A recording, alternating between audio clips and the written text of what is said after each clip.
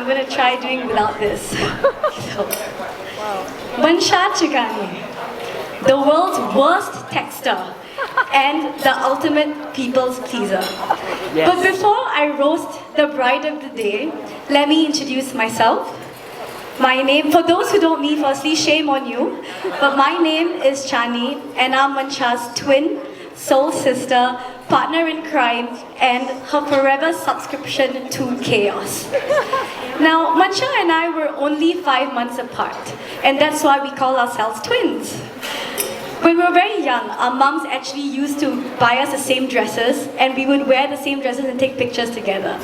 To be honest, even till now, we have the same t-shirts, the same PJs, same lipsticks, same sunscreens. We just like to have the same things together. So Mansha and I, we've had an unexplainable bond from the very start. We just clicked through all phases, through all stages.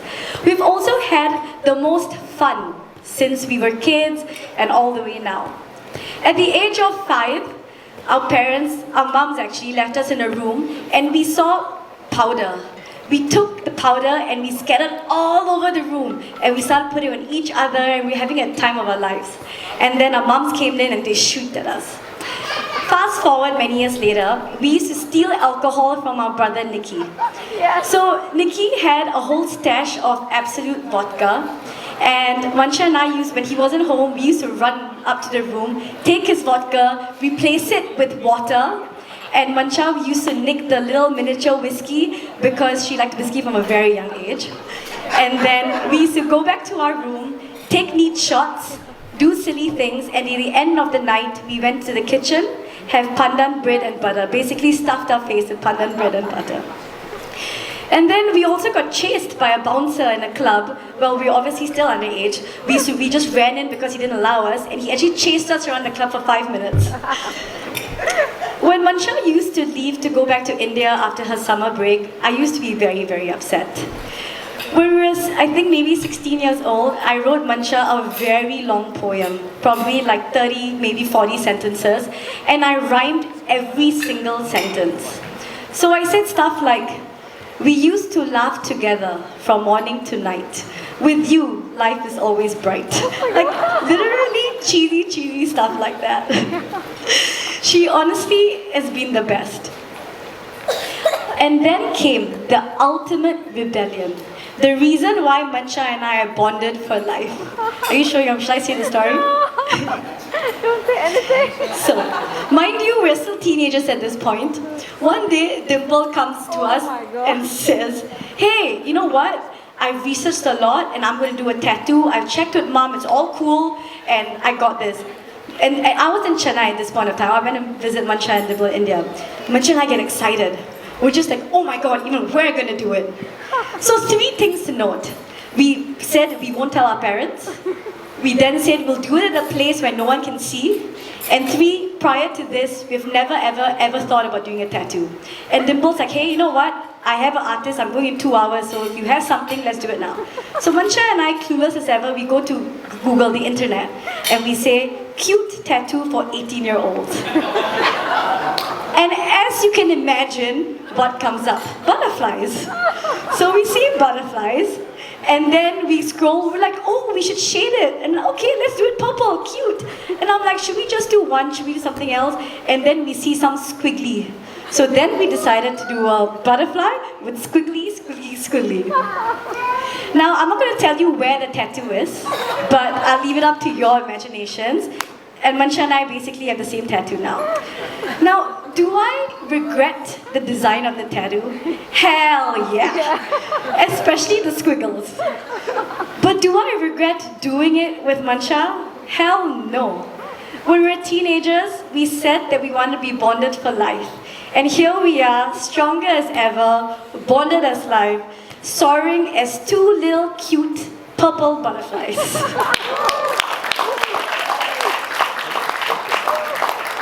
So now, let's talk a bit more about Mansha's personality. Mansha, the yes man, she says yes to everyone, including my neighbor's cousin, sister's dog. She says yes. I mean, it hasn't worked out for me when I entrusted her with asking our parents for us to on a night out. Like, she did not get away because she said yes to them, obviously. But to be honest, that's what makes Mansha. Mansha is the most selfless person there is on this earth. She puts everyone and anyone above her. She is beautiful inside and out, and she's truly a gem of a person. But however, you can clap. But however, Mansha, there's probably one area I feel you could improve on. Kartika, Anisha, Mansha's friends, I don't know if you're with me in this one, but Mansha's texts are so vague. Yes, right? I get no tea, no gossip, no nothing, and there I am pouring my heart out to her. Her messages have less details than a CIA classified file. So when Mansha and YJ first started dating, obviously I'm super excited. I keep texting her, "Hey Mansha, how's it going?" And she replies me word for word, "Hey, same old man, text you when we meet." I can show you the screenshot. I mean, thank God we're in the same city. As you can tell, Mansha and I, we've been through all stages of life together. We've been through adventures, heartbreaks, ups, downs. We went to Tomorrowland twice together. Yeah. We've been to Prague, we've been to Amsterdam, where Mansha ate a shit ton.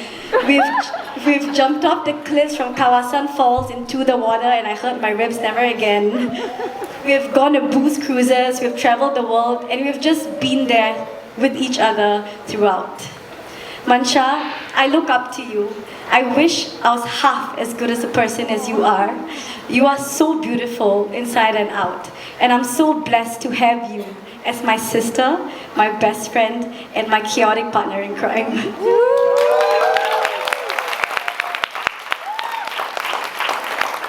Now, YJ, I won't roast you as much, but I just want to let you know that when Mansha first told me about you, she never told me about your charming personality or your good-hearted or your hobbies or anything substantial about you. All she told me after your Sentosa trip together was, "Oh my God, YJ's abs are so hot." We were in Sentosa and obviously he was shirtless and his abs, they're rock solid. It's so hot. But now that I know you, YJ, I can't imagine anyone else for Mansha. You are the kindest soul to her. You care for her. You cook for her. I know all about your first Valentine's Day. You challenge her to try new things like skating, like surfing, and most importantly, you keep her happy and you're her safe space. Thank you for being the perfect partner for her. So let's all have a toast for Mansha and YJ. Let's all raise our glasses for them. May your lives be filled with love, laughter, rave parties, adventures, and mostly have many, many, many, many, many babies. Thank you.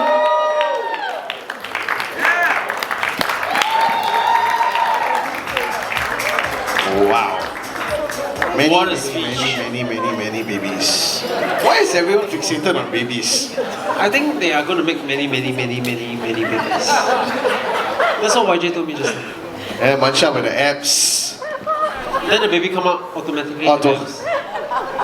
So, Hey, go ahead. just now you asked me why is that person squatting beside YJ for the longest time? Why Yeah, is he there's doing someone squatting there. it? Then I told him, it's one of his long-time friends. Also very long. Where? Hair. There. I don't think he's cut his hair for the last 10 years. 12 years. 12 years to be exact. And with that, can I introduce Mr. Mikey to join us on stage? Michael for you, ladies and gentlemen. There comes a time, the first time you meet someone where you know it's special. You notice where you just think, wow, I just want to be with you. Not just today, but I want to be with you for the rest of my life. And for Yuanjun, that day was the 5th of January 2009, the day he met me. Hello everyone, for those of you who don't know me, I'm Michael. I've known Yuanjun since he was 18, and back when he was a short kid and kind of annoying, and I mean, he's still kind of like that, right? But just imagine slightly shorter and slightly more annoying. You know, looks-wise, he looks exactly the same. You know, he's kind of has that like boyish look, right? Kind of unaging vampire look. So over the past day, as I looked out at this, you know, beautiful resort wedding with its like tasteful decor and beautiful backdrops, you know, like kind of the ocean scenery, I vividly remember somebody who spent really frugally and, you know, was extremely careful with his money down to the last cent.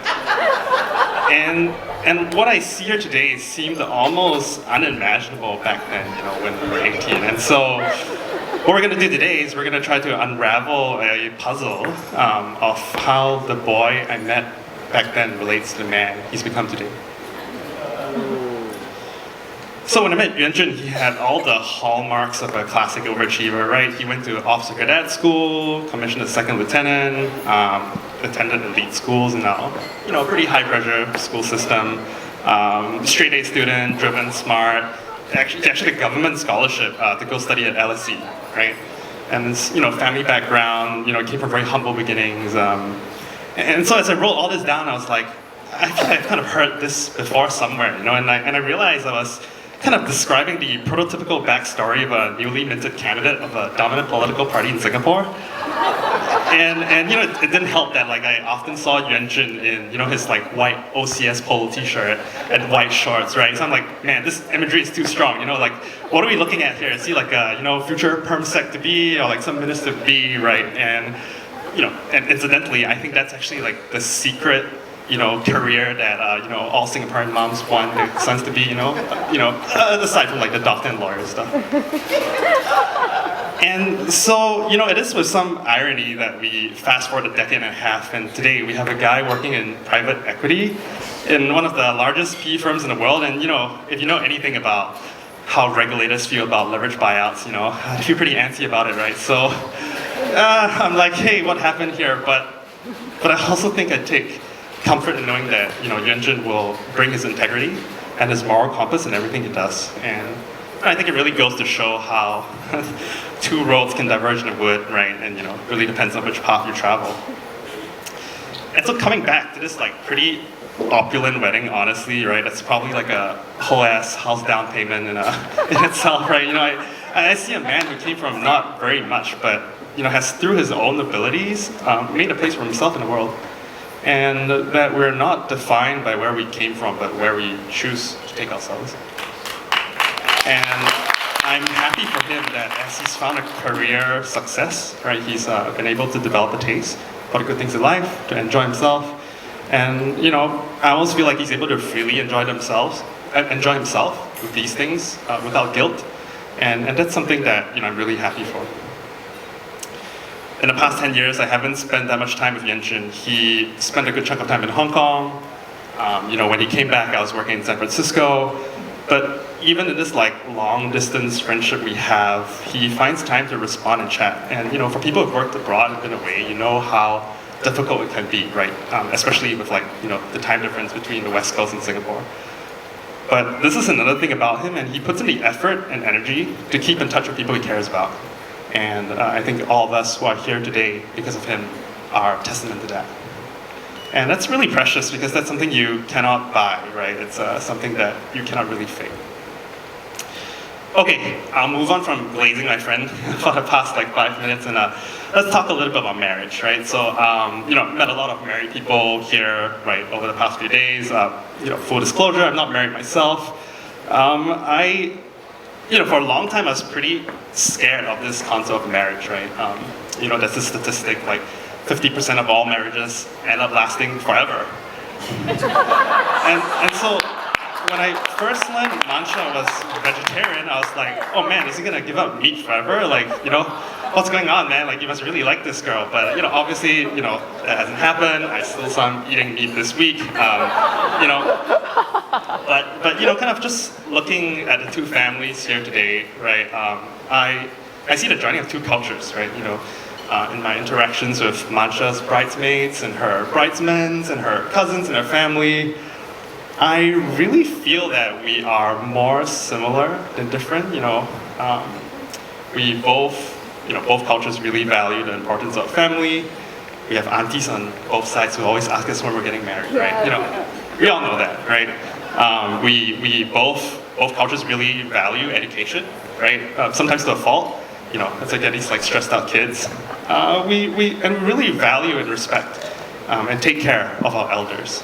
You know, something that I think once again is very apparent here today.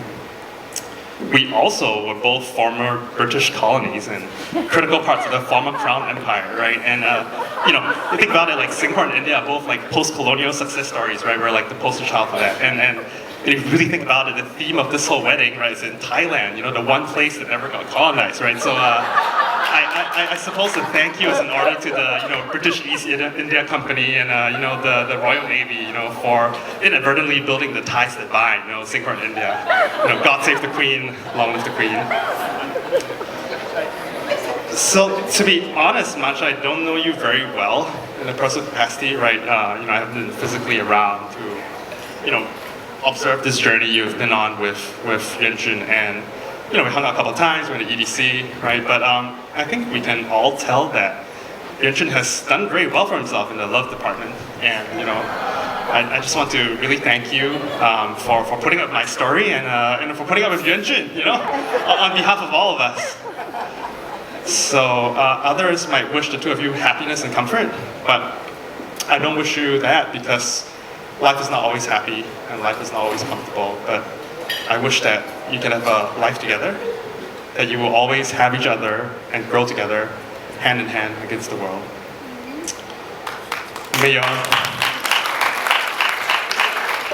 your marriage be like good wine, better with time, and intoxicating to the very end. And on that note, I'd like to raise a toast to Yuanjun and Mancha.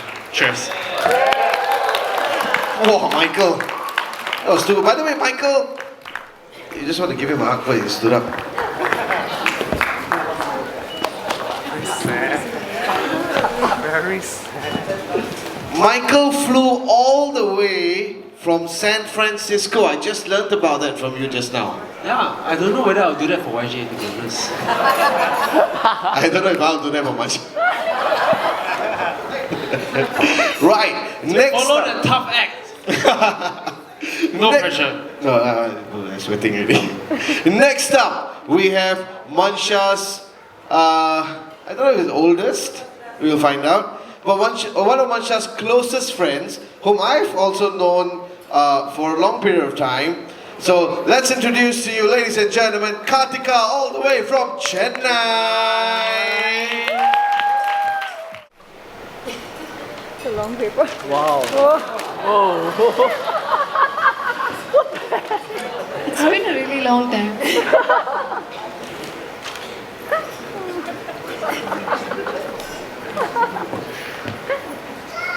I just want to start off by reintroducing the people who are the most important here tonight.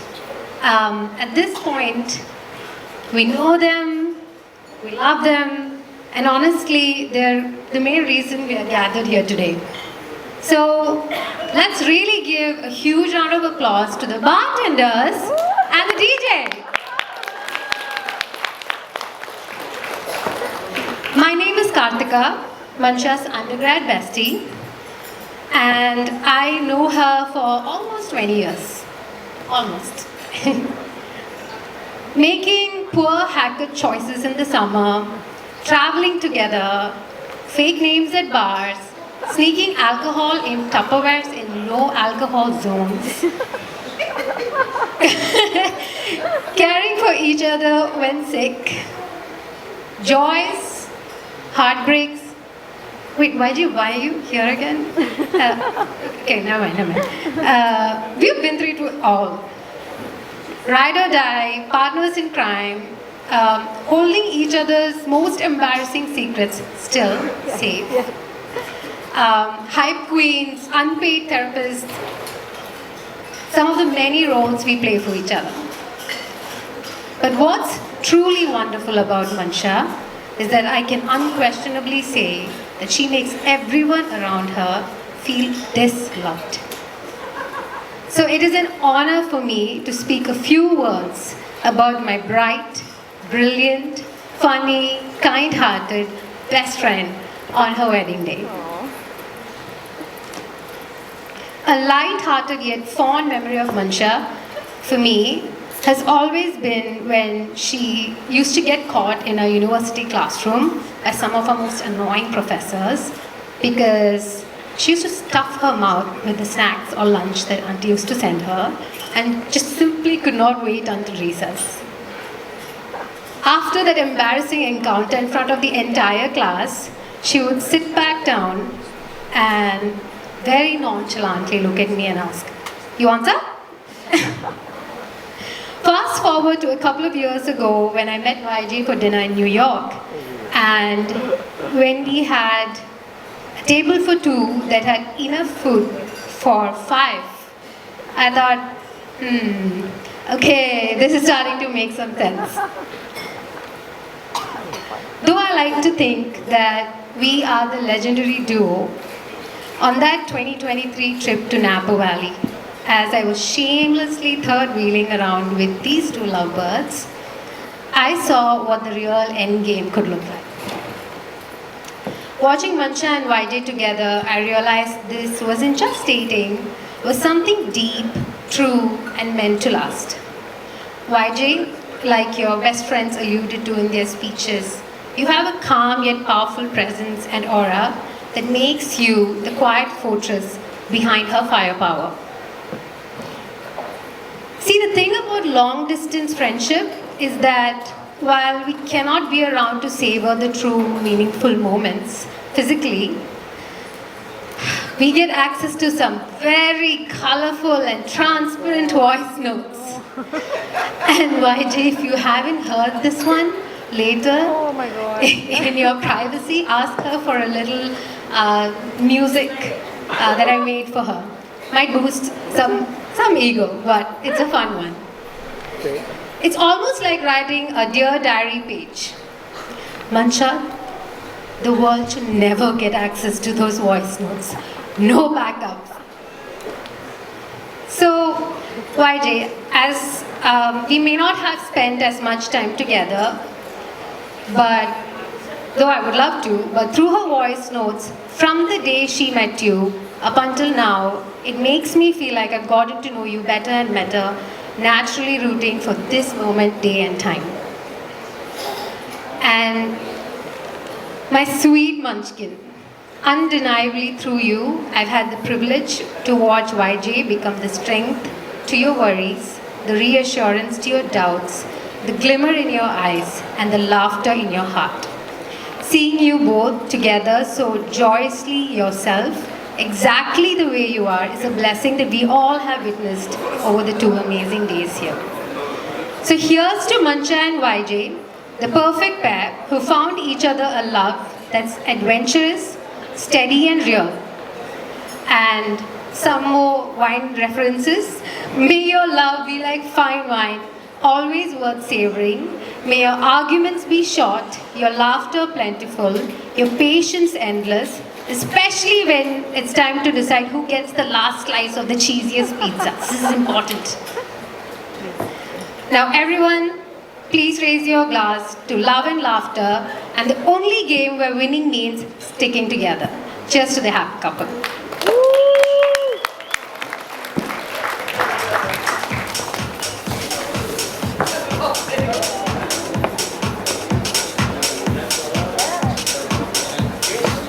Karthika, you did not give us any notes we have, but you know, a little glimpse. Tell us something about Mansha that we all do not know about. One thing. Cannot. It could be a good thing, but one thing. No, Nikki, there's another speech. We have like dancers. There's like, family members here, right? Yeah, family members here. Family members, table 1, 2, 3, please close your ears. Anyway, in private.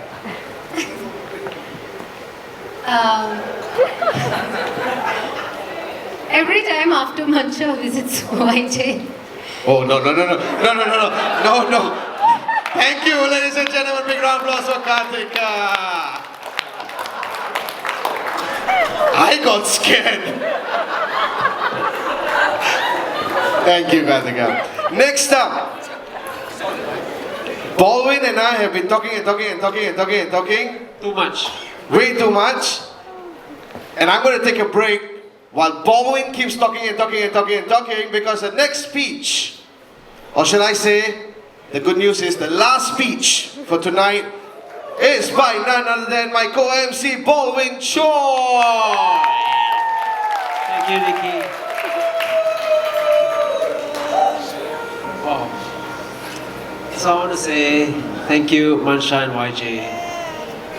I'm so proud and touched to be standing here in front of the two of you. And for the people, everyone, family, friends, colleagues that have molded them to who they are today.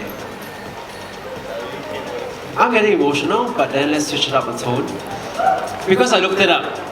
These speeches are supposed to last as long as how long the groom can last.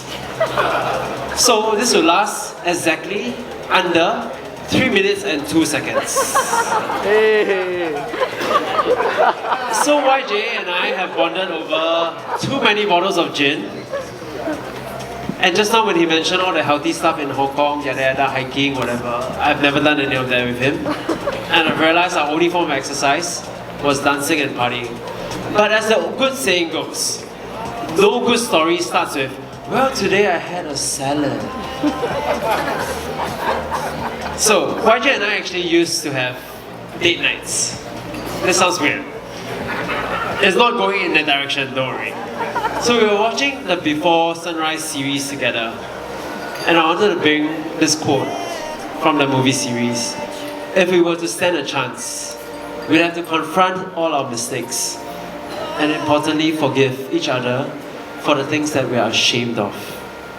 And I think when I look at the two of you, you are able to do that for each other and bring out the best in each other. Yeah.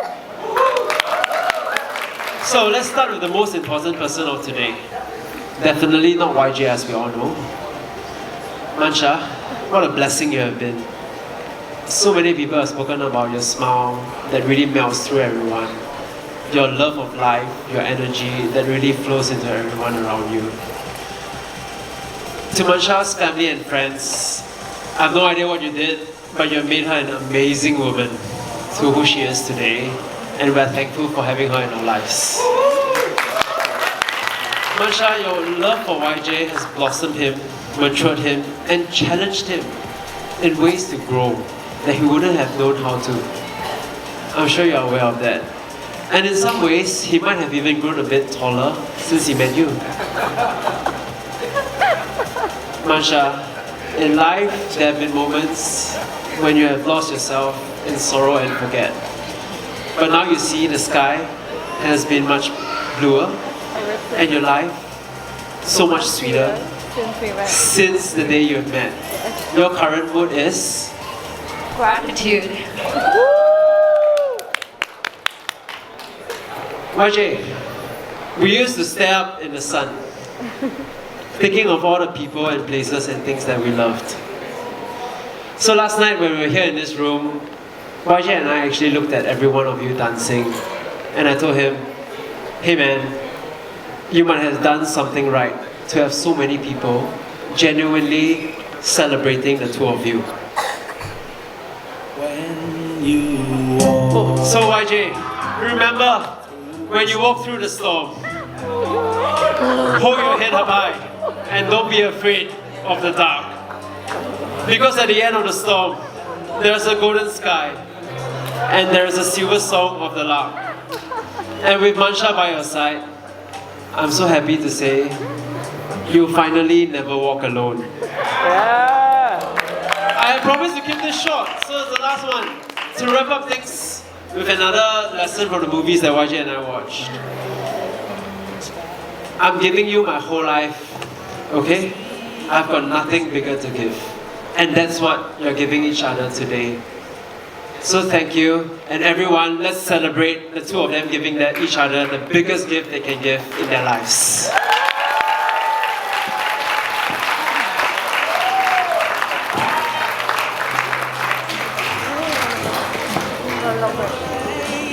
Baldwin, I'm really confused. Yes, why are you Very, very confused. Where's his fiance again? Fiance? Fiance wave? Baldwin's fiance? Are you sure? The one? Oh, yeah. They are watching movies together. Watch movies together, never mind. The kind of movies they're watching together. A bit. We sat and cried together actually. Mancha, just come here. Let him sit there. Lah.